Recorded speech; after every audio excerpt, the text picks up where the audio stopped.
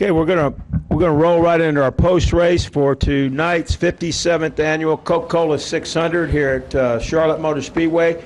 Our race runner-up is Kevin Harvick. He drives the number 4 Jimmy John Chevrolet for Stewart Haas Racing. And Kevin, certainly your car got much better there towards the end of that race.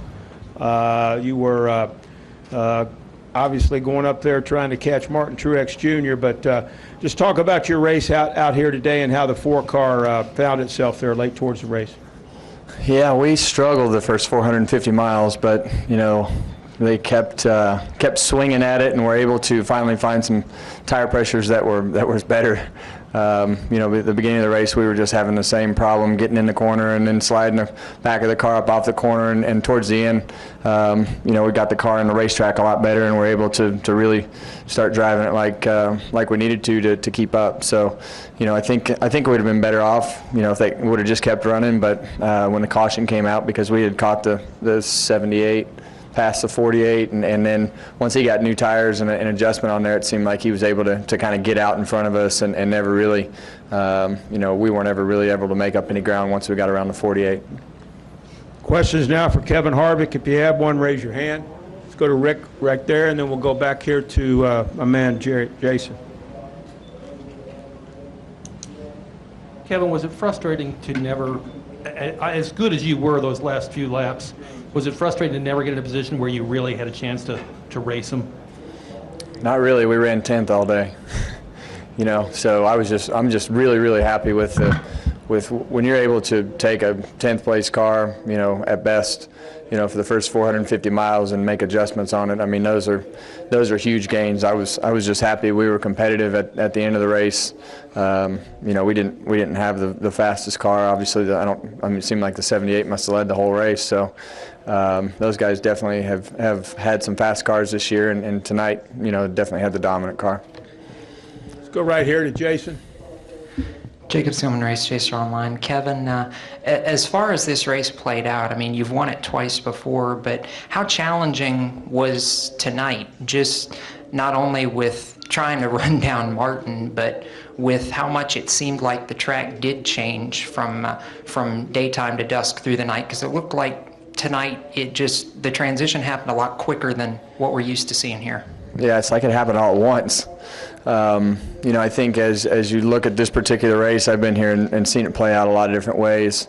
But I was on the side of the screaming driver for the first 400 miles tonight. That you know, it's frustrating. You know, so mentally, I think this was a bigger challenge tonight than it was physically driving the car. Just for the fact that, you know, nothing seemed to be working, and then they just finally stepped back and swung for the fence on some really big changes, and all of a sudden it woke up. So I think with the track changing and their adjustments and the things that they did, you know, really got us back in contention. What goes through your mind when you have to watch somebody like Martin be as good as he was tonight for as long as he was, and just knowing if we can make it work, we can go and chase him, and just nobody ever seemed to find it?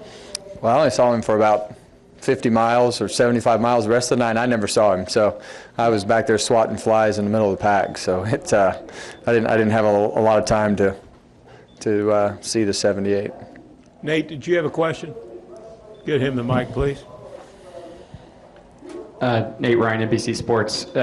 Kevin, comparing the racing tonight versus last Saturday night, I realize it's hard to judge when one guy dominates, but did you feel as if going back to the old package with the skew made a difference in terms of like how comfortable the cars were? Were they sliding less? It seemed like there was a little less passing toward the front. Granted, one guy dominates, but it seemed like it was a little different. Yeah, I'd have to really go back and think about that. You know, I think obviously, you know, with the smaller spoiler and the less skew and the things that we're getting ready to do, I think everybody wants to go in that direction.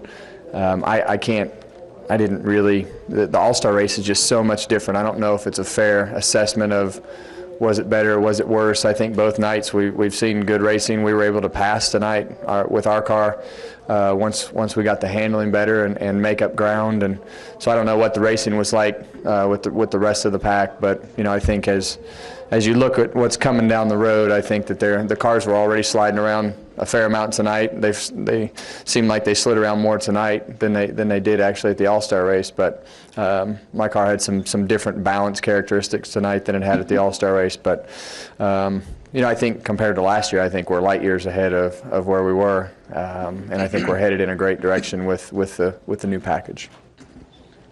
Any other questions for Kevin? Any questions in the press box for Kevin Harvick? Clear to go, Kevin. Thank you. Thanks, buddy. Have a good day tomorrow. What time is it? I don't know. Not too bad. 11:15. Okay, we are going to hear from our race winner of tonight's Sweet. 57th annual Coca-Cola 600, and that's Martin Truex Jr. He drives the number 78 Bass Pro Shops Tracker Toyota for Furniture Row Racing. He's joined by team owner Barney Visser, crew chief Cole Pearn. And I know I've mentioned this already before they got in here, but just a couple of reminders. His 392 laps led here tonight is a Charlotte Motor Speedway record. His 588 miles led were the most in any NASCAR race in history.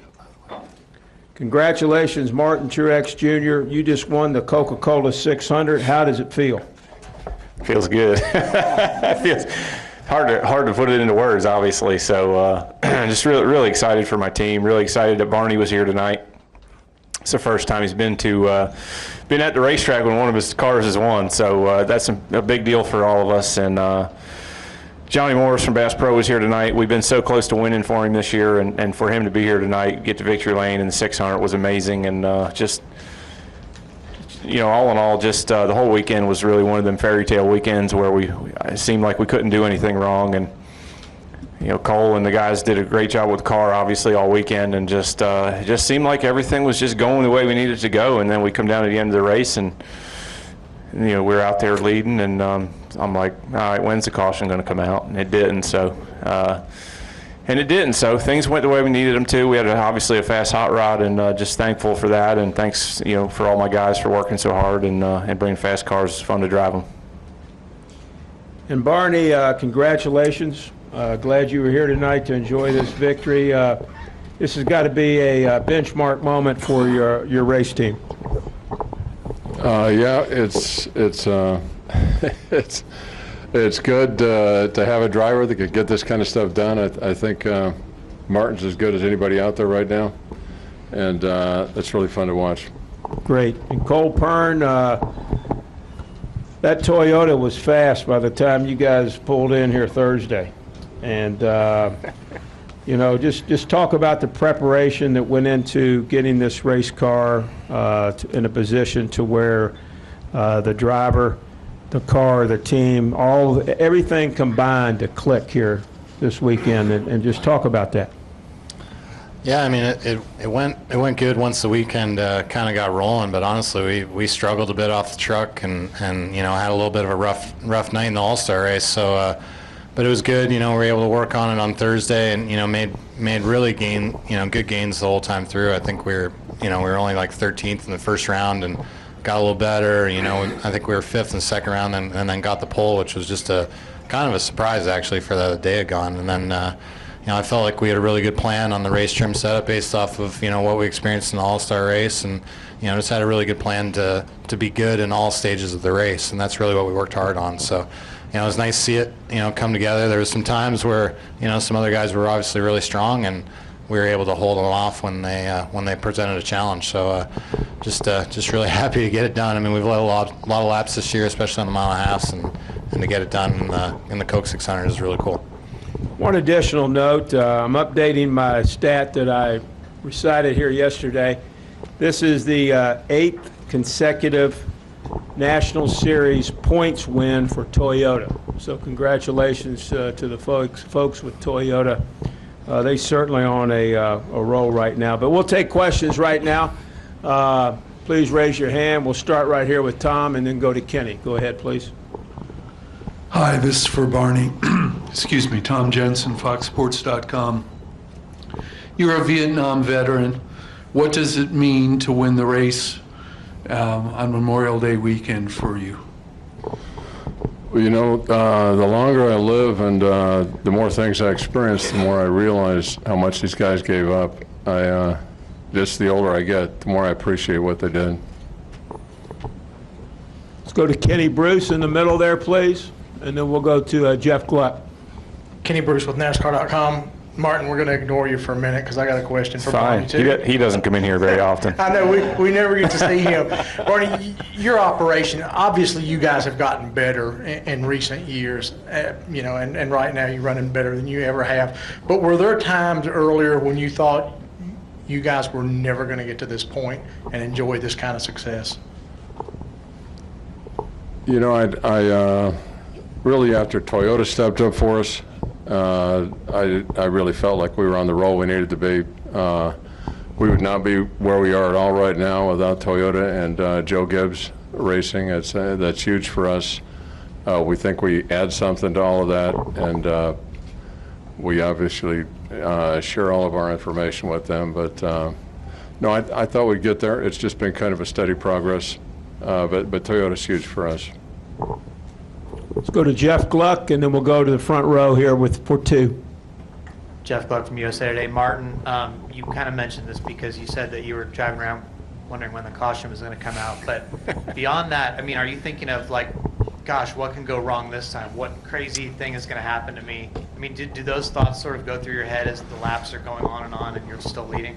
Not really, no. I mean, I honestly, you don't really think about those things. You know, you think about, you know, unless you get in situations like we had caught we caught a couple of guys on the lead lap that were still pretty fast. I think it was 31 to 16, and you know they were trying to hold us off, and you know it was pretty hard to pass here tonight. They were both running on the bottom, which I'd run the bottom all night, and the closer I get, the tighter I get, and I was like, my front tire. It was pretty late in the run, and my front tires are giving up already, and then I'm getting behind them, getting tight.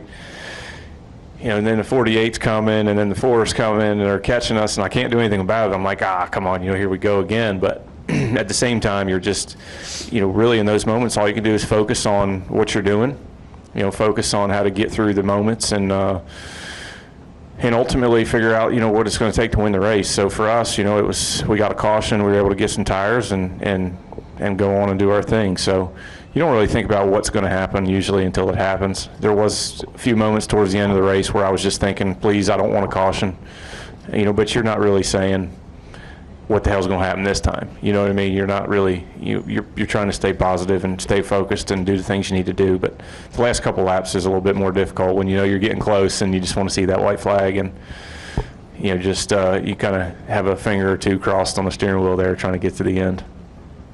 Let's take three on the front row here. Go ahead.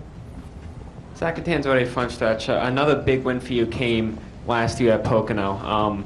How does this win stack up against that one? And do the recent, you know, tough losses this year, does that make this one even more special than that one? Yeah, I mean, yeah, I think it does. I mean, to win a race, you know, the Coke 600 is, you know, one of the races everybody wants to win. It's so huge, and you know, we came close to Daytona 500. Now to be sitting here, I mean, it's just unbelievable. So it's, you know, these are the races that define drivers' careers, and it's really a neat opportunity for me. You know, I felt like we had this thing won last year and got beat on fuel mileage, and we talked about it a lot since then, and you know, we really thought about that a lot coming back here. So we were looking for a little redemption. I'm sure Cole will agree with me on that one, and all the team guys, they really wanted this one. They know how big it is.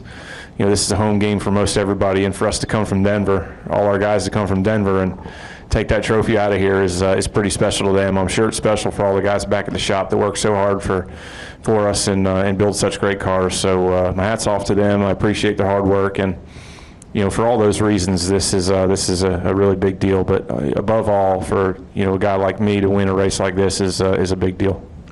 We'll take two right here, Kelly, and then a man right here, and then we'll go into Bob Pockris. Kelly Crandall from PopularSpeed.com. Martin, you led for 588 of the 600 miles tonight, but just once were you passed under green flag conditions on the racetrack by Jimmy Johnson. So what the hell happened there? Well, he passed me for about 100 feet. Do you wish you had that mile and a half back? No. I had to give him something for being a good sport. I just wanted to give him a taste of what it might feel like to lead this thing. No, I'm just kidding. He just, he got a good restart, and he kind of side drafted me around 1 and 2, and was able to, kind of pull out on us there for a second, and then I was able to get the side draft back off his quarter panel and pass him going into 3. So just one of them deals where he, he ran real tight on my door through 1 and 2, and generally just, that changes the momentum from one car to the other. I was a little worried at that point because if, a lot of times you, in that position, you get loose, the guy on the bottom will get loose, and I was hoping he didn't run me super tight, so, and try to get me sideways, and he gave me enough room to hang on to it, and I was able to make the pass. So I can't believe we led that much. I mean, I was just out there running, and the laps are clicking off, and it's like, dang, halfway already. Usually in this race, you get halfway, and they're like, oh, it's halfway, and you're like, oh my goodness, seriously, that's it. We've been in here forever. But the race it went, I guess, because we were leading and because there was not a lot of caution laps, and we went green for so long, it went by quicker than normal, and. Next thing I know, there was 100 laps to go, and I was like, holy crap, there's only 100 laps to go. Next thing I knew, there was only 50. So the race went by really quick, and I guess that's because we were leading and, things were going well. Okay, let's go to Bob Pockris right there in the middle, then we'll go into the press box. Bob Pockris, ESPN. Could you tell that Barney was excited at all before it being his first victory? It was pretty tough to see it, but it did come out for a few minutes. How so? It was the most excited I've ever seen him. I'm pretty sure he even hugged me. It's just, honestly, it was great to see that. We're so happy to have him here. He does so much for this team, for Cole and all the guys. He truly, really and truly treats them like family. And I know it's really a big deal to all those guys to get to share this with him tonight, so we appreciate it. And for Cole, did the team go back and forth between the All-Star race, or did they all stay out here? Yeah, we went back and forth. I think we got home maybe 5:30 a.m. Sunday morning, but we were right back. We pretty much had one day to, go over one day in the morning, I guess, to work on the 600 car before it had to come out. So then we actually came here and worked on it till about 9 o'clock Wednesday night at Gibbs, just trying to get the last little details and upgrades on it before we got here Thursday morning. So they're busy weeks, but it was definitely a short turnaround with having to qualify on Thursday. Let's go to the press box. Tony Bullock. Okay, Tony Bullock for the Courier Tribune. This for Barney. Talk about the success of this team. I mean, you've had Regan Smith at Darlington. You were so close to success last year with Kurt Busch, and now Martin, and you're running so good right now. Just talk about being a single team so far away, bucking the trend, and not being here in Charlotte in this area. Yeah, well, it's been a kind of a steady progress. We started, pretty much with nothing, and we're able to gradually attract drivers that could get up front and win.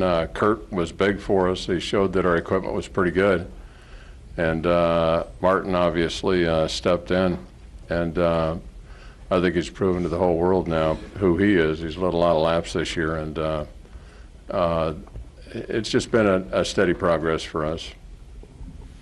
Stay up in the press box. Go ahead. Martin, this is Thomas Pope from the Fayetteville Observer. Is this the closest you've felt like you had a dominant kind of car comparable to the way you just ripped the Xfinity Series up in 04 and 05?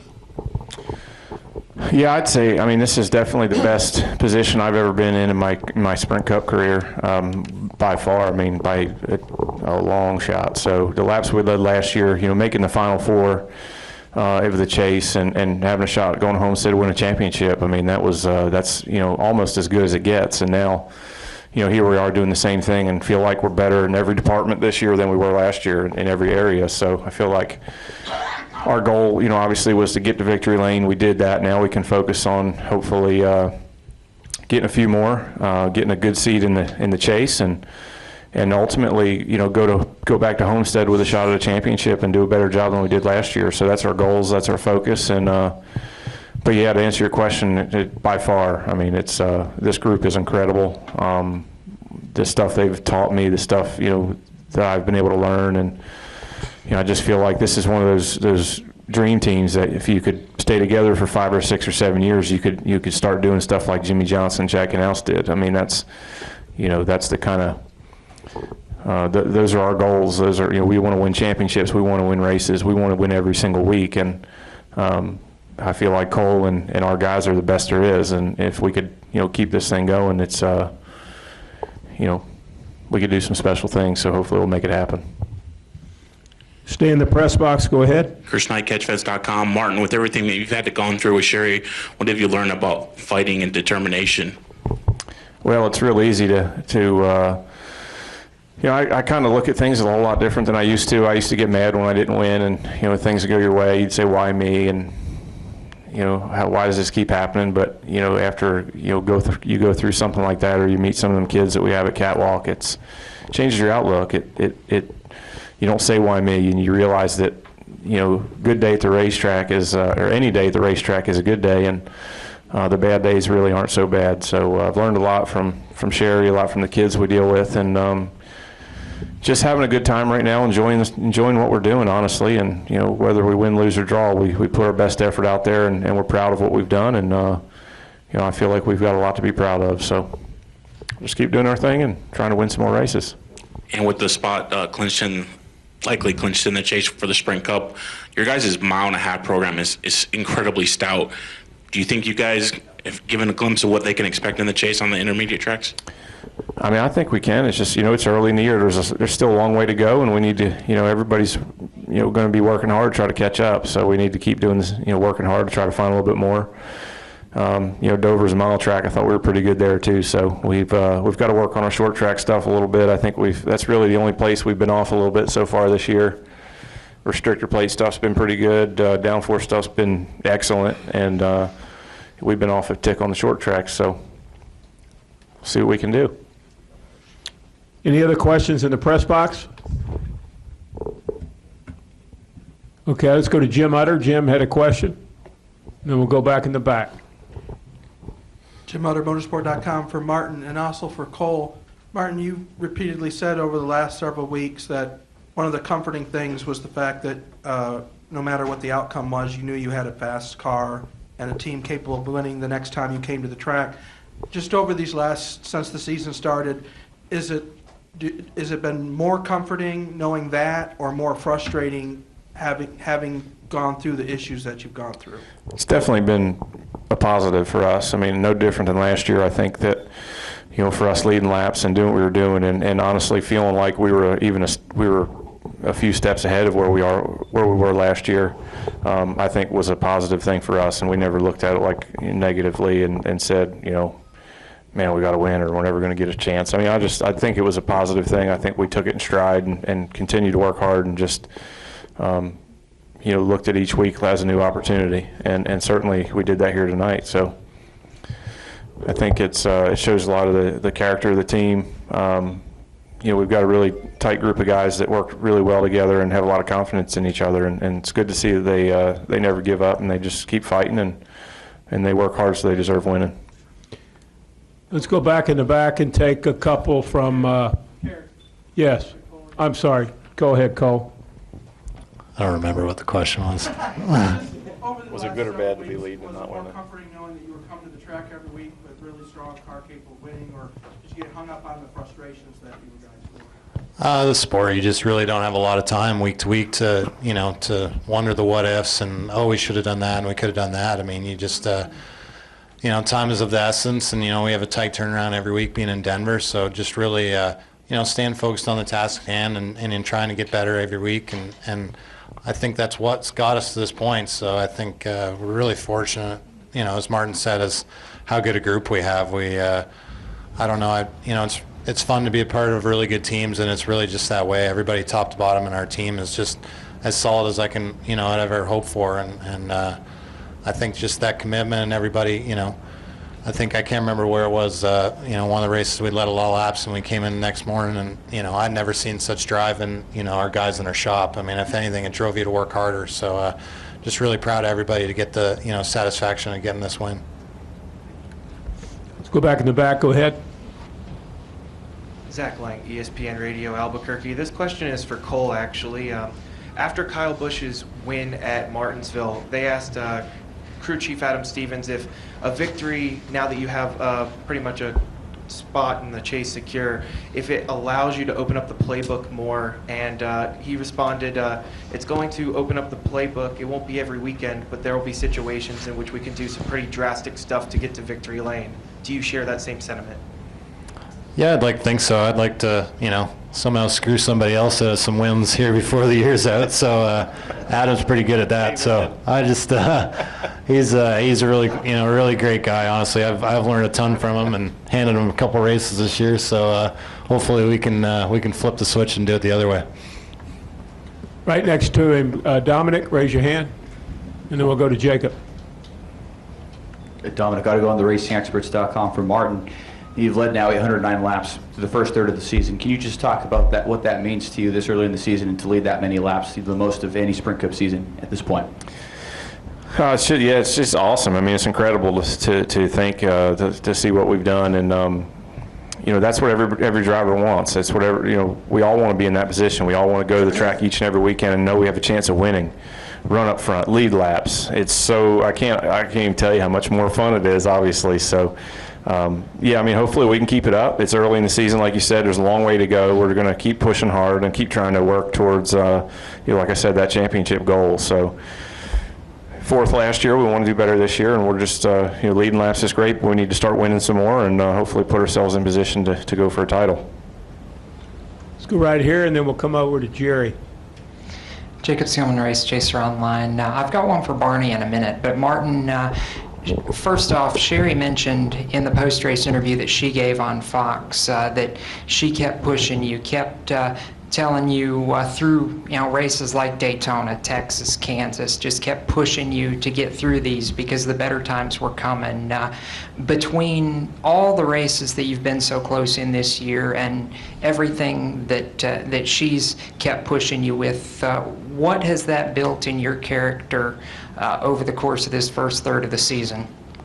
Well, I think, with her, it's always nice to have somebody there that tells you you're going to be okay. Everything's fine. It's just, I would say it was more so a few years ago where she, probably was more of an influence than she is now. Now I think that, again, because of what we've been through and all the stuff that we've been through, outlook has kind of changed. And even last year, I really, all the stuff we've been through on the racetrack really didn't bother me much. It was just, well, that's, that happens. We'll come back next week and try. So this year it's just been, constant little reminders of, you guys are pretty awesome and you're gonna win a bunch of races. So it's always nice to have somebody with that confidence on your side. And, obviously it means a lot to me.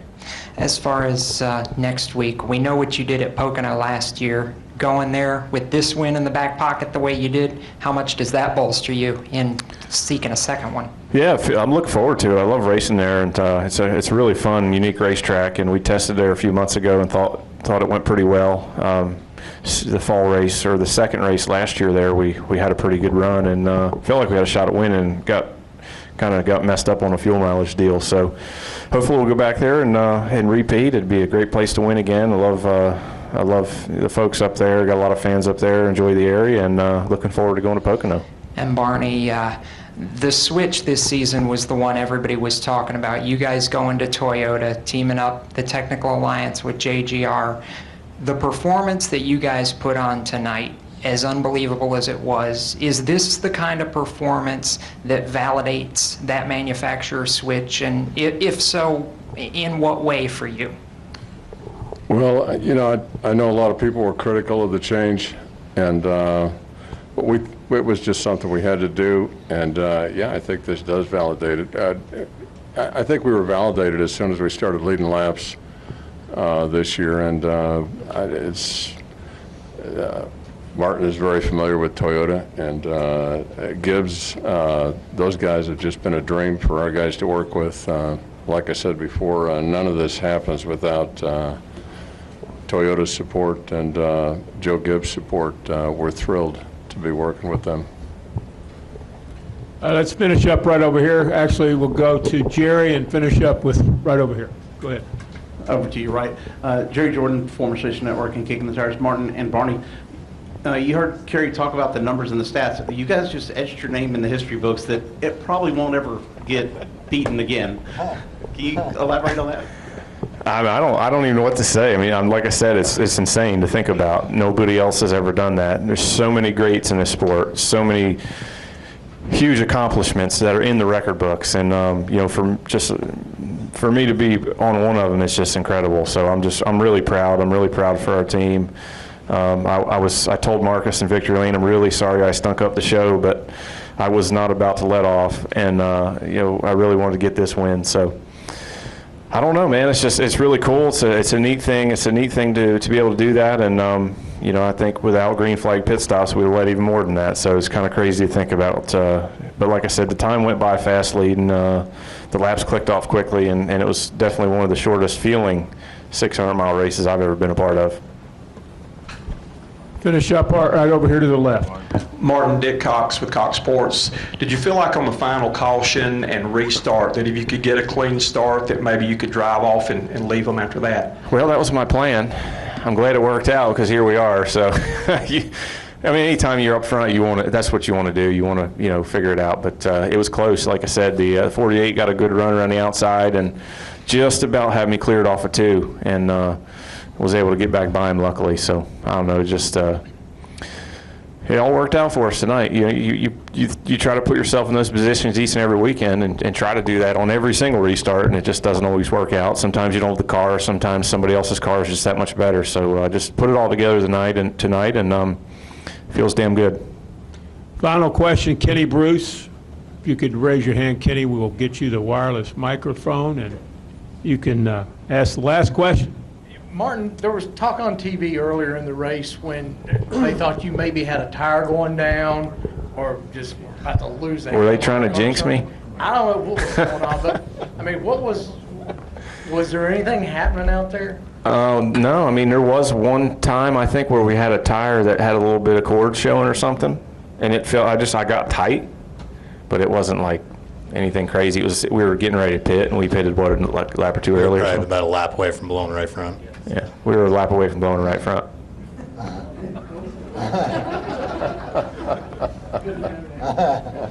Doesn't matter, right? I wasn't going to tell him that, but it was close. I was like, man, I don't know what happened. I just got real tight. And he's like, pit. Okay, so I pitted, and he's like, the tire wasn't looking too good. I was like, all right, that's cool. Congratulations to Martin Truex Jr., to Barney Visser, Cole Pearn, and the number 78 Bass Pro Shops Tracker Toyota Furniture Row Racing. Enjoy this win, and we will see you at Pocono. Thank you, buddy. Appreciate y'all. Thanks, guys. Thanks very Joe much. Garoni's right over there. Joe is the guy that put the race team together. Congratulations, We can't Joe sit up here Garoni. and not-